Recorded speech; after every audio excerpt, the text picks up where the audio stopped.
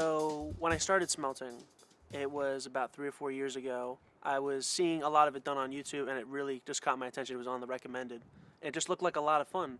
So one summer night, we were having like the guys over, and we were like, let's go smelting. So we went into our recycling bin, and we got some aluminum cans, and we just, found some cans off the side of the road, and we just started, I bought a crucible off Amazon. It was like $30. It broke eventually, but I still have it as like a first smelting thing. And yeah, we just, started getting it hot with some coals, and we started melting the cans. It was just so much fun. It was just so unbelievably fun. Seeing like a physical, like, metal object just melt like an ice cube. It was so cool. And then we cooled it off by the pool. We poured in a little ingot, and yeah, got rid of the slack. We made ingots. It was really cool. That's where it started. So it's not too complicated. You're just gonna want to make sure you have a power supply and an extension cable, because you don't want to do this around the house or anything that could catch fire, because you got to be careful with it. But it's not that dangerous. Besides molten metal that could splash on you and scorch you for life. But anyway, yeah, you just get a power cable. You get a hair dryer, and you get a crucible, which is it could be made of many different materials that can withstand a lot of heat. And what you do is you just put some coals in it. You make sure it's getting hot, or like underneath it, not inside it, because you don't want to make any impurities. And so you just get the coals on fire, you get it hot, and you have like a pipe connected to a hair dryer, or any sort of like wind force that's like concentrated, blows through the pipe, gets the cots really, really hot, and it gets the crucible very, very hot. And at that point, you can just put cans in, and you just wait for it to get, just like that.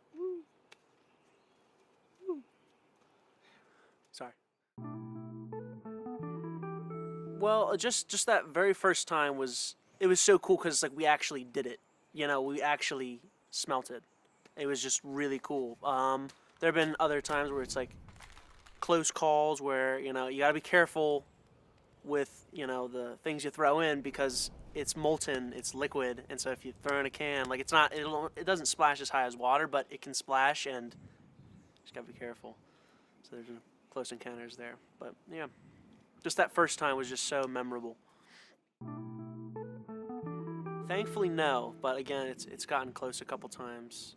I remember there was this one time we had like this big, like, thick beer can. I forget what brand it was. It was like an IPA or something, but we just threw it in there, and there was already like 7 or 8 cans just smelted in there, and we didn't expect it to, splash that much, but it was like flipped and it like landed right by my left foot. I almost lost my left foot and my shoe. I'd be more upset about the shoe, but yeah, this is madness. Gotta be careful. Smelting is so much fun. I definitely encourage people to do it, but research it. Research is very important. You can't just see a YouTube video. Like, I know I said like that's what got me, sparked my interest. I saw a YouTube video, but you have to research it, and remember that you're dealing with, 1,000-degree metal here. It's liquid, and you gotta be careful with it. You gotta respect it, respect the hobby, and then you can, make some really cool things. But just research it. If you want to get into smelting, I definitely encourage it, but be safe, research it, know what you're doing, and you'll be fine.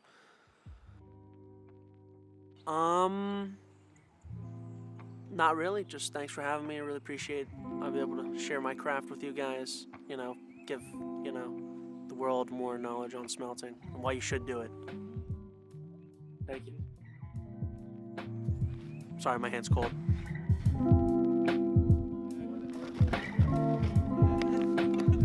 How's that? All right, yeah, juice it up. Give it juice. I can get to it, what, yeah.